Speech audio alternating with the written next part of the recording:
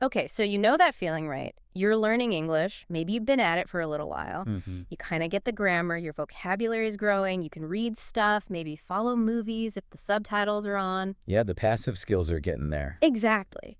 But then when it comes to actually speaking, just jumping into a conversation, It gets tricky. yeah, the words just sort of get stuck. Yeah. Or you feel shy, maybe, or you feel like, well, there's no one around to practice with. Or just finding the time. Life gets busy. Totally. Finding the time is a big one. It really is. And, learners often feel like they're waiting for something perfect to happen. Like what? Like finding the perfect native speaker friend who has hours to chat, or suddenly being dropped into London or New York. Right, that magic key idea. Exactly. Or needing that one special teacher before they feel they can really start speaking fluently. Which brings us to today. We're diving into some really fascinating source material that you, our listeners, have shared. Mm-hmm. And it tackles this exact problem, like head on. It points towards this one really fundamental habit, maybe one powerful approach that could genuinely change your English speaking. And that is, Practicing speaking every single day. sounds simple, but it's the core of it.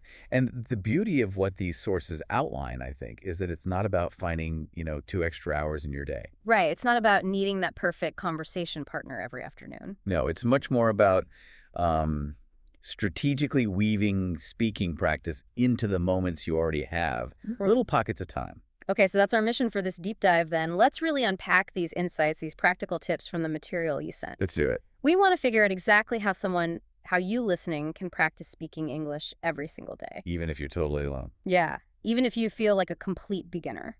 And even if you genuinely only have like 5 minutes here and 10 minutes there. And I get the sense from looking at this material that the methods are surprisingly simple, almost deceptively so. They really are. Very accessible. It's about using your life, your routines, the tools you probably already have, like your phone. Okay, let's start with the big idea, the foundation the sources build on. They use this great analogy. The skill analogy. Yeah, that speaking a language is basically like learning any other skill. Like playing the guitar or learning to swim. It's such a clear way to think about it, isn't it? The core idea is just, well, it's undeniable. Fluency isn't something you just magically absorb. You have to build it. You have to build it through practice. Consistent physical and mental practice. The more you actually use the muscles, the neural pathways for speaking, The stronger they get. more automatic. Precisely. It becomes less effortful over time because you've done the reps, basically. And here's the kicker. The secret the sources mention, you don't always need someone else there. Right. That's a huge relief for many people. You don't need the classroom, the teacher, the native speaker every single time you want to practice your speaking. So what do you need then, according to the sources? Well, it shifts the focus inward. It's less about external resources and more about internal commitments. Right. Like consistency, first and foremost. Showing up every day, even briefly. Intention, knowing why you're doing it and what you're focusing on. And making sure it's the right kind of practice. Active speaking. So the message is you really can create your own English speaking environment. Like build your own little practice gym using your day. Absolutely. Using your everyday moments, the simple tools you've got, it's quite empowering when you think about it. Okay, so if we don't always need other people or formal settings, how does this actually work? How do we practice alone? The sources give us this really neat framework walking through a typical day. Starting right from the moment you wake up. Yeah. And this is where self-talk comes in. Your new best friend for fluency. Apparently so. The Anyway. sources call it one of the most powerful tools available. And the idea is, well, it sounds almost too simple. Just talk to yourself. Basically, yeah. Describe what you're doing in English as you're doing it. Okay, give me an example. Like the alarm goes off. Right. Maybe you're still lying there for a second. You just start narrating. Okay, eyes open. I need to get up. Ugh, I feel a bit sleepy still. Let me stretch. Right, feet on the floor now. Just verbalizing the actions. Exactly. And the sources say the simple act immediately helps kind of shift your brain gears, puts you into English mode right away. Making it easier to think in English for the rest of the day, presumably. That seems to be the idea. And they make a point that, you don't have to shout this out loud. Right, you don't want to wake everyone up. No. You can speak softly, whisper it, or even just form the sentences clearly in your mind. The key is making that direct link. Action. English words. Thought. English words. Yeah. Bypassing that translation step. Exactly. That little voice in your head starts thinking in English about what's happening right now. Okay, so you stumble out of bed, Mhm. into the bathroom. What happens then? Same principle applies. Just keep narrating. Hey, grabbing my toothbrush, putting toothpaste on, brushing my teeth now. Gotta get the back ones. The water feels cold this morning. Need to wash my face. Right, shower time. These sentences seem incredibly basic. They are, and the sources acknowledge that. They say, look, these might seem too simple, but don't underestimate them. This is the absolute foundation. The bedrock of spoken English. Yes. The more automatic these little descriptions become, the easier everything else will eventually feel. It's like practicing scales on a piano, isn't it? That's a great analogy. It doesn't sound like a Mozart concerto when you're doing scales, but you can't play the concerto without mastering the scales. It builds that fundamental muscle memory, the technique. So these simple sentences are building the muscle memory for speaking English. Exactly. For forming thoughts into English words fluidly. Okay, next up, getting dressed. Another opportunity. Definitely. More narration, plus maybe some specific vocabulary practice. Well, you can describe the clothes, the colors. I'm putting on a blue shirt today. Where are my socks? Ah, found them. This jacket might be too warm. And the sources mention asking yourself questions too. Yeah, this is a great little technique. Ask yourself a question and then answer it. What should I wear today? Maybe jeans and a t-shirt. Yeah, that sounds good. Or, is this clean? Yes, it is. So you're practicing forming questions and answers all by yourself. Exactly. It's surprisingly effective for reinforcing sentence structure and pulling vocabulary out of your memory without needing a partner. It simulates a mini conversation. Inside your own head, or maybe whispered. It forces you to actively retrieve the words and structure the thoughts. Right, then we move to the kitchen. Breakfast time, same deal. You got it. More chances to connect actions and objects with English words. Okay, making coffee. Need to fill the kettle. Where's the coffee? Ah, here. I like my eggs boiled. Let me get some bread. Maybe some jam today. It feels like the goal here is really breaking that habit of thinking in your native language and then translating. That's precisely it. By constantly describing your immediate reality and actions in English, especially during these routine moments, you're training your brain to just think in English directly. Skipping the middleman, the translation step. Which is often what causes those hesitations and slowdowns in conversation. This builds that direct pathway. The sources actually have a little practice exercise around this point, don't they, for the morning routine? They do. They suggest repeating or speaking along with some really common, simple morning sentences. Like what? Things like, good morning, I'm feeling good today, I need to make breakfast. Just getting your mouth used to saying these typical phrases. But then there's a crucial next step they mention. Yes. Don't just repeat their examples, immediately try to personalize it. Right. So instead of I'm feeling good today, maybe you say, Good morning. Actually, I'm feeling a bit tired today. I need to check my email first. Or whatever is true for you. so you adapt it to your own situation. Exactly. That personalization is what makes the language stick. It makes it your English, relevant to your life. Gets you comfortable using these common expressions in your own real context. Okay, that makes sense. So you've successfully narrated your way through the morning routine in English. What happens if you leave the house? Can you keep this going? Absolutely. The describing method just continues, but focuses outward. So looking out the window or walking down the street or on the bus. Yep.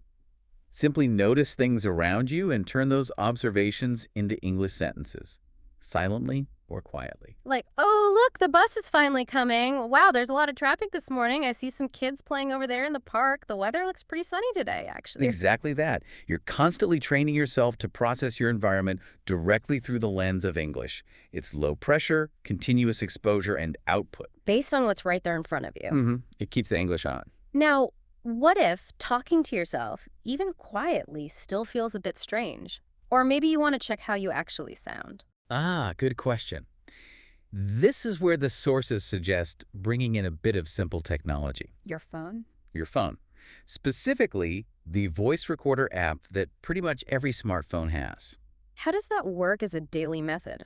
Super simple. The instruction is just record yourself speaking for, say, 1 or 2 minutes. About anything? About anything. Your day so far, what you're planning to do later, how you're feeling, maybe summarizing something you read. Just talk for a couple of minutes into the recorder. And the sources emphasize something really important here. Let me guess. Don't worry about mistakes. Exactly. They make a big point of saying, this is practice. It is not an exam. Don't get hung up on perfection. Just get the words out. Because the real learning benefit comes afterwards, right? When you listen back. Okay, that takes a bit of courage sometimes, hearing your own voice. It really does. But the sources argue it's incredibly valuable feedback. You start to notice things, maybe how you pronounce certain words, your intonation patterns, how your sentences flow or don't flow. And crucially, you'll also start to hear the improvements over time. Maybe the sound gets better, or you use sentence structures more naturally after a few weeks. It's like having a free personal diagnostic tool available 24/7. Absolutely. Yeah. And it makes the practice feel a bit more concrete, too. You've produced something you can review. Okay, another method the sources mention, also really simple but apparently very effective, is just reading aloud. Ah, yes. Good old reading aloud. How does that fit into daily practice? Well, you just grab any short piece of English text. It could be a news article, a paragraph from a book, a short story, even just a long social media post someone wrote. And then? Read it out loud, slowly, clearly. Focus on making the sounds distinctly. What's the main benefit here? It's really about refining the physical act of speaking English. It helps you practice the pronunciation of words, the rhythm of sentences, the stress patterns where the emphasis falls. Things you might miss when reading silently. Exactly. And it builds confidence in just producing the language vocally, getting comfortable with the sounds coming out of your own mouth. The sources claim that even just 5 minutes of this daily can lead to quite rapid growth in speaking skills. And they add a little bonus tip, too. Which is? Try recording yourself reading aloud. Then listen back. Maybe even find an audio version of the same text read by a native speaker, if possible, and compare. Ah, so you can pinpoint specific differences in pronunciation or rhythm. Yeah, it helps you identify areas where you might want to focus your pronunciation practice. Oh, they stress that word differently, or my vowel sound there is a bit off. Okay, these are great practical tools, but let's talk about a major hurdle, something that stops almost everyone at some point, no matter how much they know. Hesitation. Ah, the big one. Freezing up. Yeah. You know the English. Maybe you even know the perfect word, but when the moment comes to actually speak, especially in a real conversation, poof. Yeah. Mind goes blank. Or you just freeze, unable to get the words out. Yeah. That's a huge barrier. And the sources, what do they say about tackling this? They are incredibly direct, like refreshingly blunt about it. Okay. They state very clearly, the only way to reduce hesitation, the only way to eventually get rid of it, is by speaking more. No magic tricks, no secret techniques. Nope. Just more output, more practice actually forming and saying the words. There's no shortcut around the act of speaking itself. It feels like it comes back to a mindset shift, doesn't it? Completely. Yeah. Moving away from this idea that every time you open your mouth, it has to be perfect. And shifting towards. Just aiming for practice, aiming for mileage, getting the words out, even if they're not flawless. And what about mistakes? Because fear of mistakes is often what causes the hesitation. The sources have a really positive spin on mistakes. They frame them not as failures, but as your best teachers. How so? The act of making a mistake, recognizing it, maybe later when you listen back to a recording or just realize it, and then figuring out the correct way, that process actually helps your brain lock in the correct form much more strongly than if you just passively read the rule. So trying and failing is actually better for learning than not trying at all. Way better.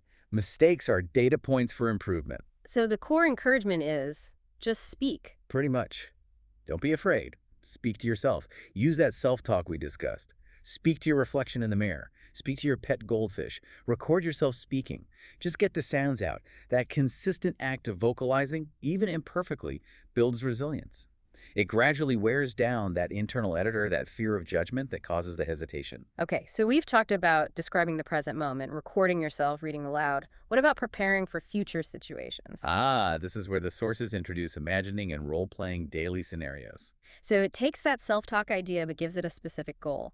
Exactly. Instead of just narrating what you were doing, you imagine a common situation and practice the language you would need in that situation. You used the grocery store example, right? Yeah, it's a good one. You literally picture yourself there. Maybe you're walking down the aisle. What would you need to say? Okay, I need a shopping cart first. Where are the vegetables? Ah, over there. These tomatoes look good. How much are the onions? I also need some milk. Is this the bread aisle? Excuse me, where can I find pasta? Exactly like that. You run through the potential interactions in your head or out loud quietly. And the benefit is, You're preloading your brain.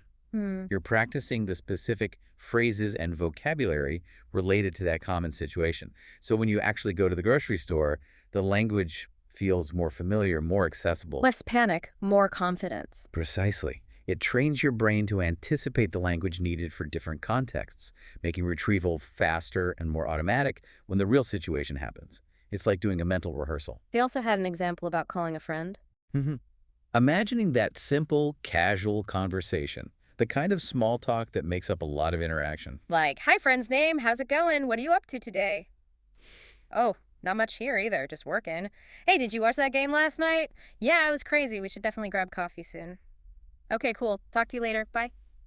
Running through those kinds of basic conversational building blocks makes them feel less awkward and more natural when you're actually talking to someone. The phrases become part of your active repertoire. Now, the sources do briefly touch on online resources, right? They do, yeah. They mention things like online speaking clubs or language exchange apps As potential options. as potential options, exactly. If you have reliable internet access, and if you feel ready for that kind of interaction, they acknowledge it's a possibility for some.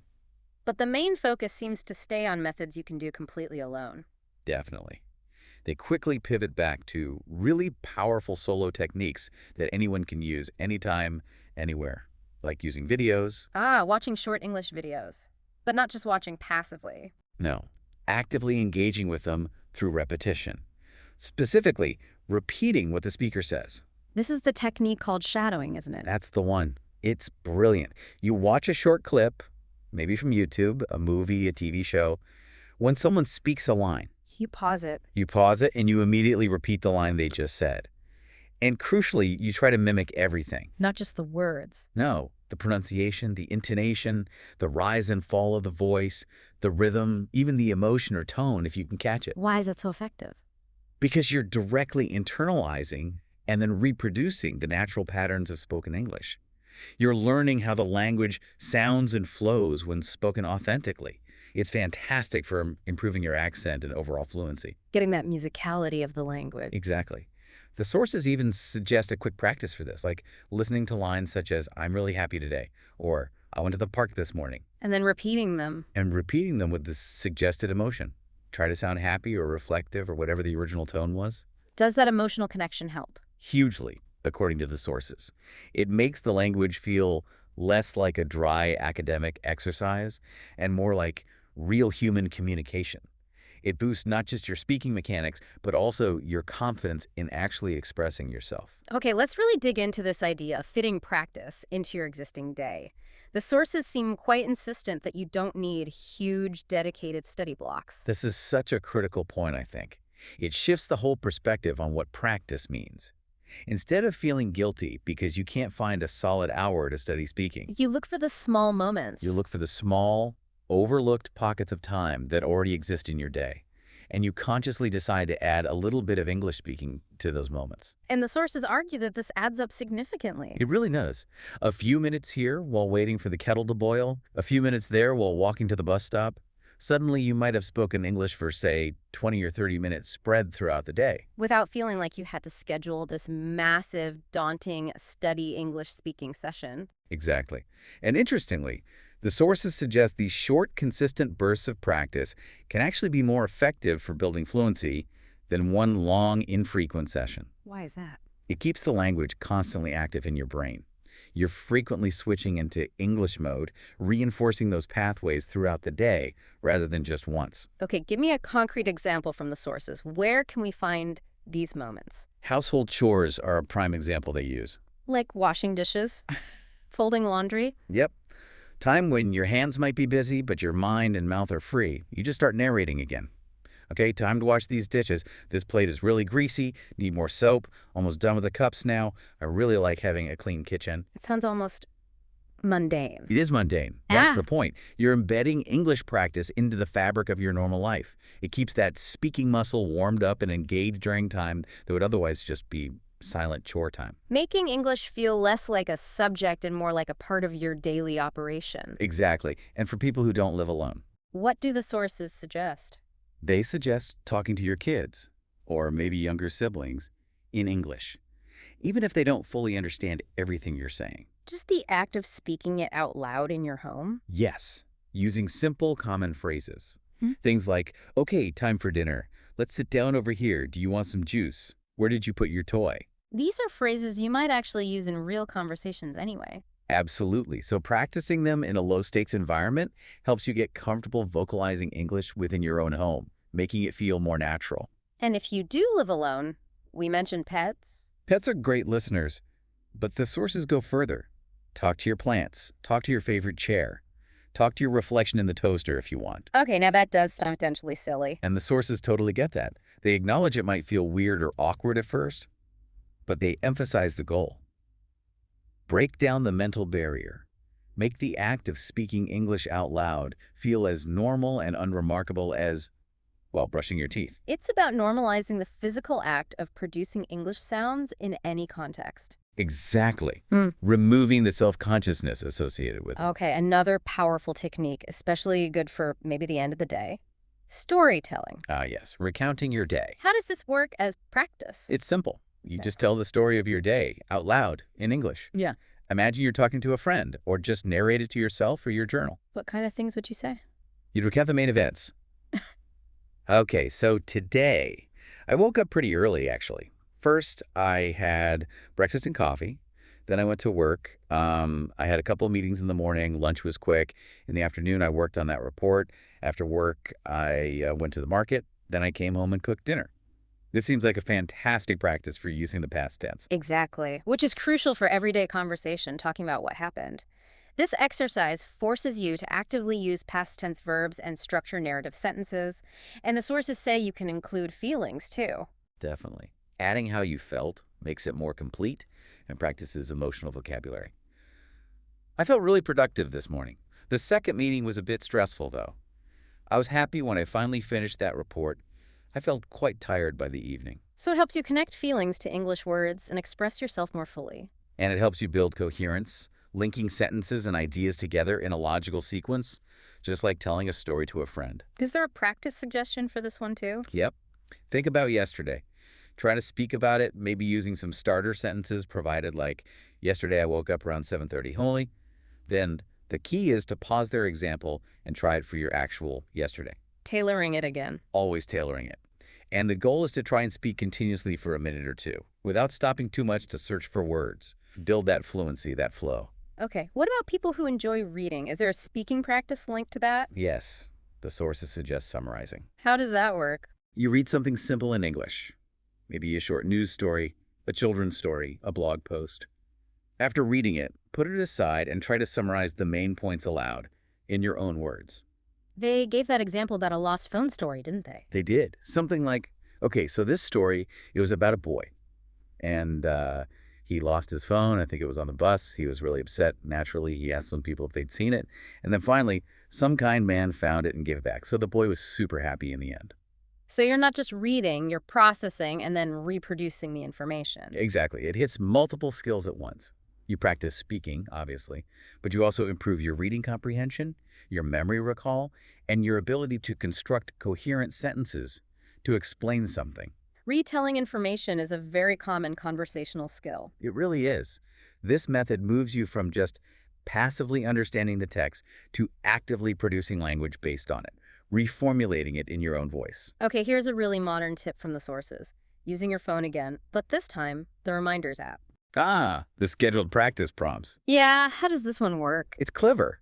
You literally set a couple of reminders on your phone for different times during the day, maybe 10 a.m., 2 p.m., 6 p.m., and the reminder message is simple. Speak English for 5 minutes. And when it tops up? You stop what you're doing, if possible, for just those 5 minutes, and you speak English. Speak about what? About whatever's happening right then. Narrate your current actions. Describe how you're feeling. Talk about what you're thinking about or what you need to do next. They had that 2 p.m. example, right? Yeah, like the reminder goes off. Okay, 2 p.m. reminder time. Right now I'm sitting at my computer, feeling a bit hungry actually. I should probably drink some water. I'm thinking about that email I need to send later. Just 5 minutes of immediate present moment narration. Exactly. And the sources make a bold claim about this. Which is? That these scattered, small practice sessions done consistently multiple times a day can genuinely transform your fluency level. It's the power of accumulation. Little and often adds up. Precisely. The cumulative effect is way bigger than you might think.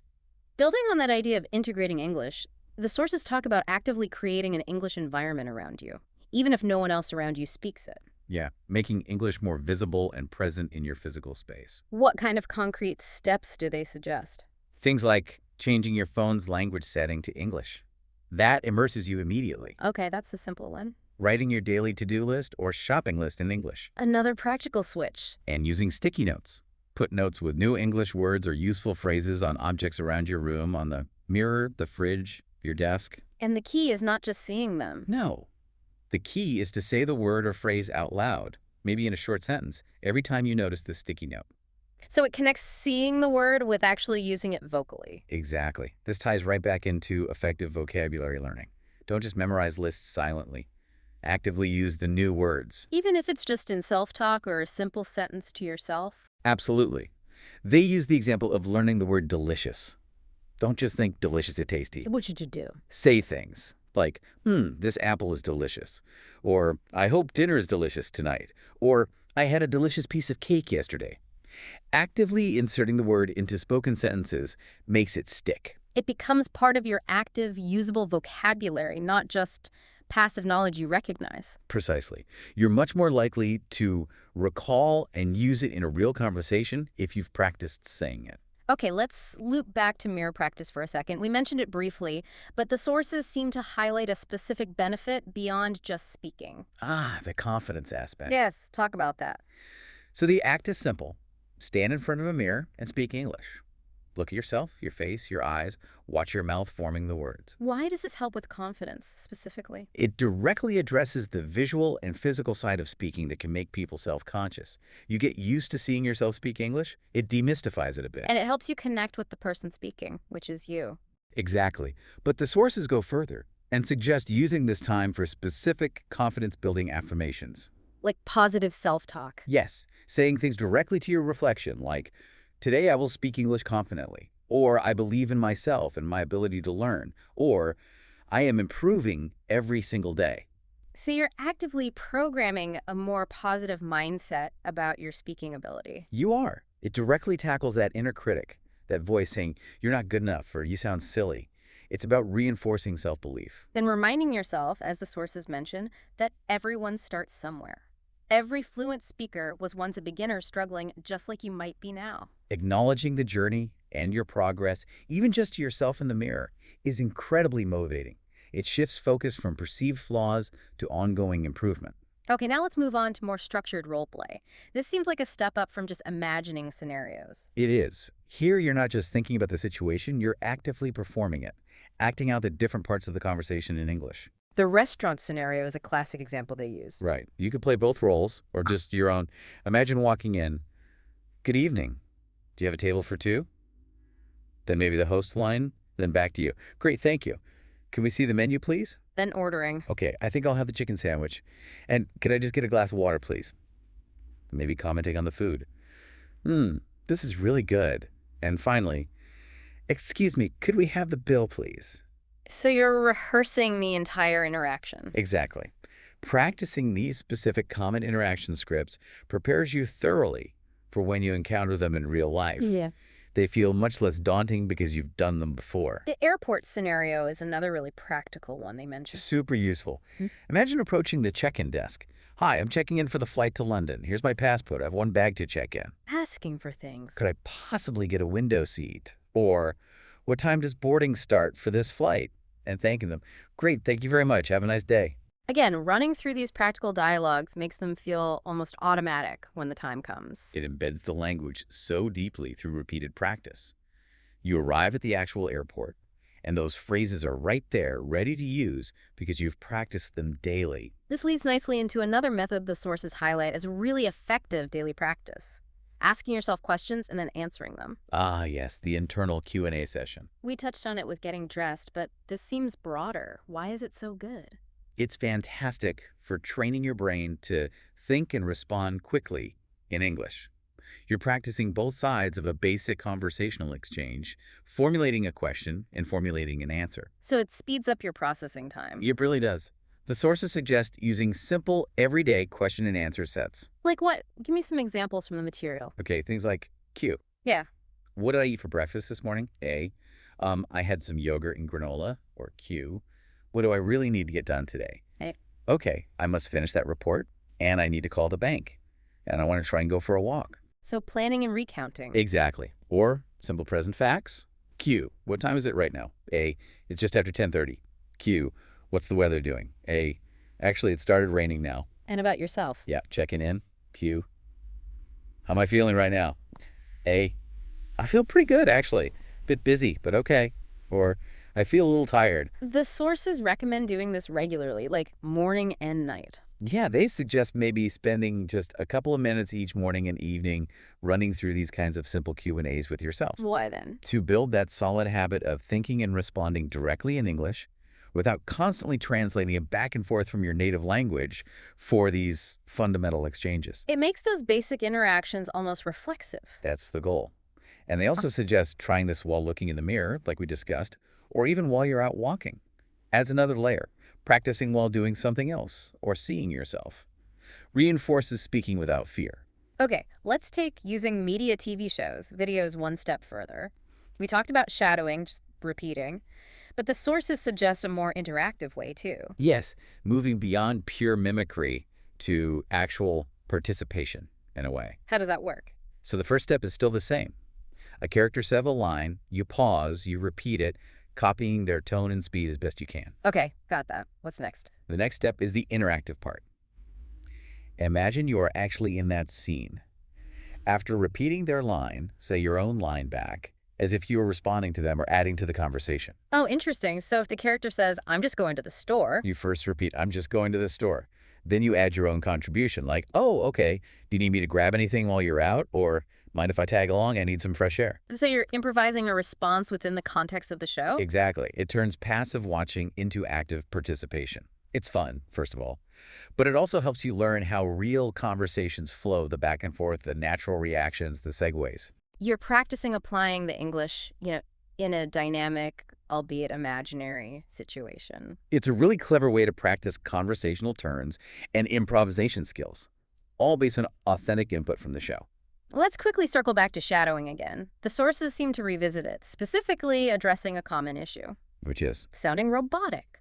Or focusing so much on getting the grammar perfect that you lose the natural flow, the rhythm of the language. Ah, yes. Analysis paralysis killing the music of the language. Exactly. So how does shadowing help with that specifically? This is where the emphasis in shadowing shifts slightly.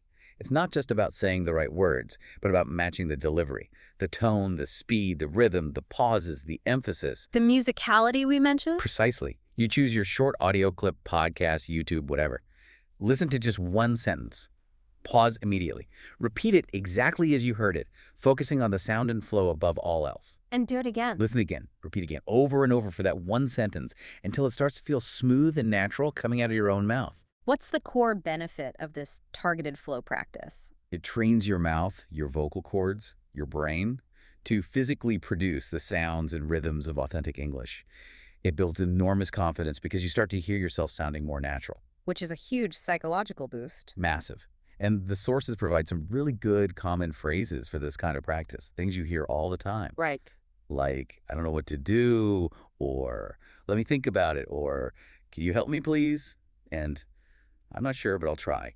Practicing the delivery of those everyday phrases makes a big difference. Huge difference in how fluent you sound and feel in normal interactions. Mastering the flow of these common chunks of language is key. Okay, now, across all these different methods and tips, there seems to be one overarching message, maybe the most critical takeaway from all the source material we looked at. Let me guess. It's about not waiting. Exactly. It addresses what the sources call the biggest mistake many learners make. Waiting. Waiting until they feel ready. Waiting until they know, 10,000 words. Waiting until they've mastered every single grammar tense perfectly. Waiting until they magically feel fluent before they actually start speaking regularly. And the truth, according to these sources, is what? It's the complete opposite. The only path to becoming fluent, the only way to get ready, is by speaking. Starting right now. Today. Today. Every day.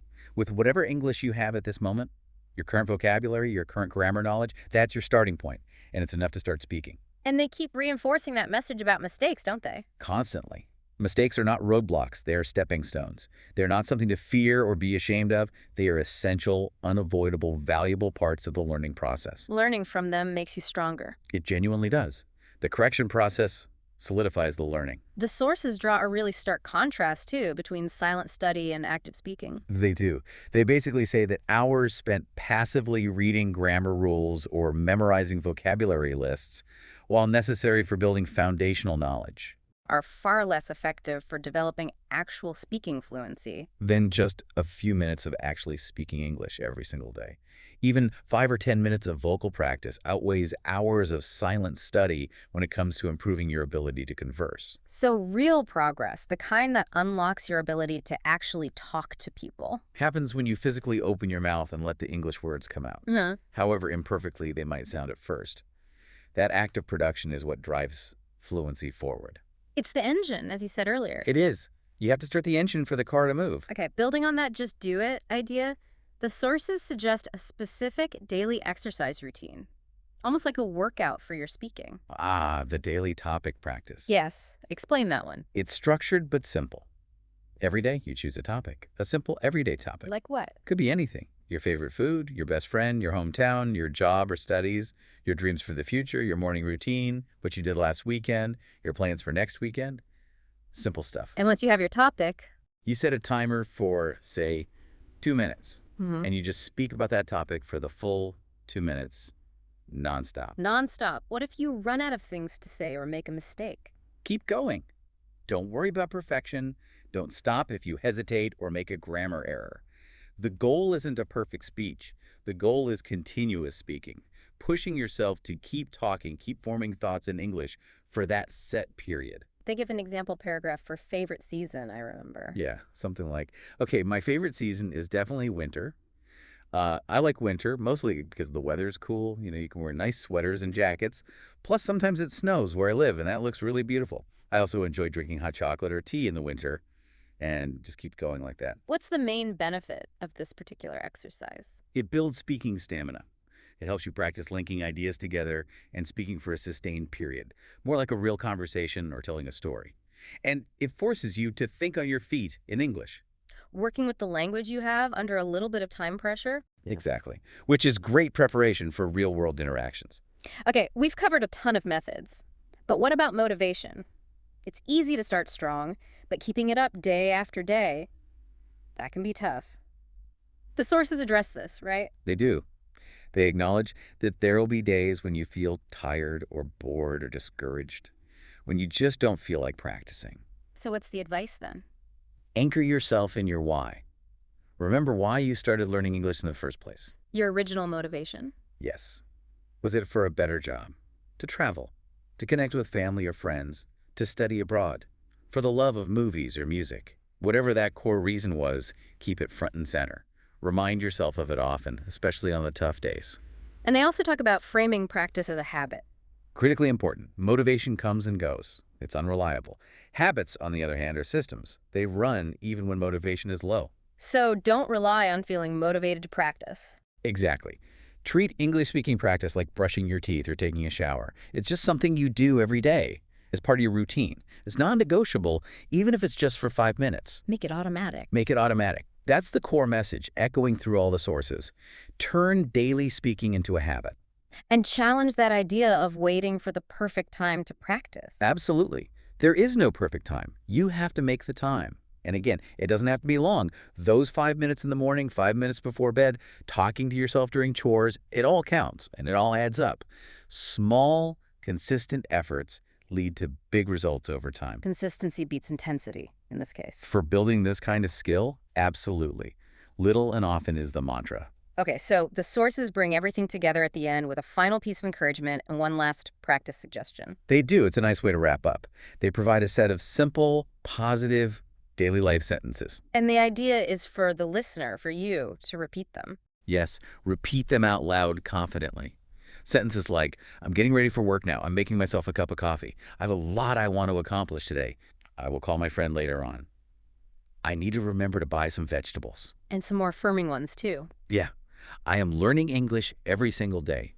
I am getting better and better. I believe in myself and my progress. Saying these out loud reinforces the actions and the positive mindset, Exactly. And then they suggest one final, powerful little step. which is, After saying them out loud, close your eyes for a moment.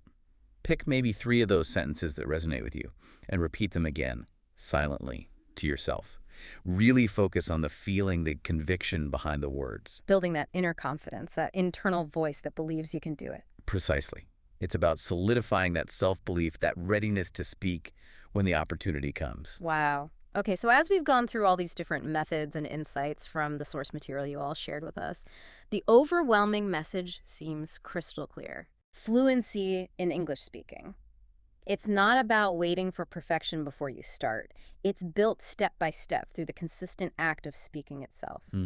Practice is the path, not the destination you reach before starting. All these tools we discuss, the self-talk, describing your surroundings, using voice recordings, reading aloud. Shadowing videos, role-playing scenarios, practicing in the mirror, telling your daily story, asking and answering questions, doing daily topic sprints. Integrating it into chores, creating that English environment with notes and lists, they're all there. They're accessible, they're powerful, and they're waiting for you to use them. So the advice is simple. Use them. Trust the process that these sources describe so clearly. Your fluency isn't some mythical beast hiding over the horizon. It's right there, waiting for you to build it. Exactly. Waiting for you to take these consistent small steps, word by word, day by day. And you don't need anyone's permission to start. Not at all. You don't need to feel perfectly ready or supremely confident before you open your mouth. Absolutely not. You just need to start speaking. Start small, maybe just with self-talk. Use your voice every single day in whatever way feels manageable and comfortable for you right now. And believe in the power of that consistent daily effort. Because that's where the magic happens. Your confidence won't just appear, it will grow because you are actively practicing, actively building the skill, not just passively thinking or worrying about it. So thinking about all this, for you listening right now, what does this deep dive really mean? It seems to show a path to fluency that's less about finding some external magic wand. And much more about harnessing the power that's already within your own daily life, your own commitment. It shows how these small, consistent habits, talking to yourself, describing things, recording your voice, shadowing, can become so ingrained that English stops feeling like a subject you study. And starts feeling like a living, breathing part of your everyday reality. Think about all these simple, practical methods we've unpacked today. Which one feels like something you could try? What small step, maybe even just a 2-minute step, will you take today to just speak English?